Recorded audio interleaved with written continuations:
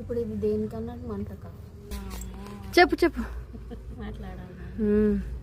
నీ పెళ్ళైనాక నువ్వు అత్తగారింటికి వచ్చినప్పుడు ఇలాంటి పొయ్యిలే ఉండేదామా?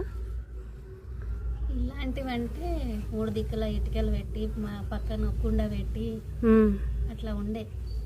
పక్కన కుండ పెట్టి దాంట్లో నీళ్ళు కాగుతుండే, ఈ పక్క ఆ పక్క ఇటుకలు ఉంటే దాంట్లో పొయ్యి పెడుతుంటే ఇంకా అసలు నాకైతే అసలు ఆ పొయ్యే తెలియకుండే. నేనైతే అసలు అమ్మ ఇట్లా చేస్తారా, నాకు అసలు వంట కూడా రాదు. మా అత్తమ్మనే చేసేదంట. ఒక సంవత్సరం దాకా మా అత్తమ్మ చేస్తుంటే ఊక చూసేది ఎట్లా ఎట్లా చేస్తుంది. పొయ్యి రోజు పొద్దున్నే లేసి పొయ్యి అల్లుకోవడం, బూడిద ఎత్తుకోవటం, పొయ్యి నీట్గా నీళ్ళు చల్లుకొని మంచిగా ఇట్లా అలుకు పెట్టి నీట్గా పొయ్యి నలికి మంచిగా దాని మీద ముగ్గులేసి బొట్లు పెట్టి అప్పుడు వంట స్టార్ట్ చేస్తుంట. ఇప్పుడు అన్ని గ్యాస్ పొయ్యిలు అయినాయి, నీట్గా నైటే కడిగి పెట్టుకుంటారు, పొద్దుగాల చేసుకుంటారు.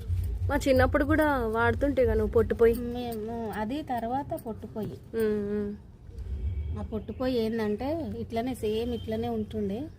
దాని నిండా పొట్టు కొట్టి ఒక కర్ర పెడితే వంట మొత్తం అయ్యేది.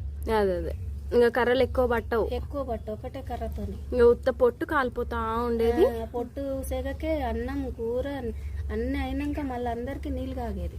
అవును, నువ్వు అందులో పల్లీలు కందులు ఉడకబెట్టేదిగా. 2 ఉల్లిగడ్డలు వేస్తే మంచిగా కాలేదు. అమ్మేమో అలా చెప్పిందనమాట అడగగానే. నేను మా పొయ్యి కదా చెప్తాను. ఇది యాక్చువల్గా ఆయిల్ టిన్ ఉంటుంది కదా, అది ఖాళీ అయిపోయిన తర్వాత దాంట్లో ఒక కుండను పెట్టి సిమెంట్ అది ఇది వాడి మా వారు ఇలా పొయ్యి తయారు చేశారు. ఎందుకని ఒకరోజు అడిగితే, నువ్వు ఎప్పుడైనా రొట్టెలు కానీ ఏవైనా స్పెషల్ వంటలు కానీ అలాంటివి ఏమైనా ఉంటే పైన చెయ్యు, మంచిగా పైన సెటప్ చేసుకొని పైన తినేసేలాగా చూద్దాము అన్నట్టుగా. సరే అని చెప్పి నేను కూడా చెప్పాను. ఇంతవరకు చేసింది అయితే లేదు. ఇంకా అమ్మ వచ్చింది కదా, నేనేమనుకున్నానంటే ఇది 31st రోజు ఇలా ఇదంతా అలికి ముగ్గు పెడదామని చెప్పి నేను పైకి వస్తే మా అమ్మ లేదు నేను చేస్తాంతే అని చెప్పి అమ్మ చేసి పెట్టింది. ఇవన్నీ మాట్లాడుకుంటూ ఉంటే నా చిన్నప్పటి మెమరీ కూడా గుర్తొచ్చింది. అమ్మ ఎప్పుడైనా పొయ్యిలో బూడిదెత్తమని చెప్తుండేది ఉదయం టైంలో. అందులో తేళ్ళు వచ్చి కూర్చునేది, అవి మనకు తెలియదన్నమాట.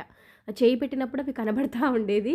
అదొకటి బాగా గుర్తొచ్చింది. ఈ కట్టెల పొయ్యి మీద ఎప్పుడెప్పుడు వంట చేయాలా అని నాకు ఉంది. ఇప్పటికీ కూడా కొన్ని ఇళ్లల్లో కట్టెల పొయ్యి వాడుతూనే ఉన్నారు. మీకు చిన్నప్పటి ఏదైనా మెమరీ ఉంటే కింద కామెంట్ బాక్స్లో షేర్ చేసుకోండి, మాట్లాడుకుందాం.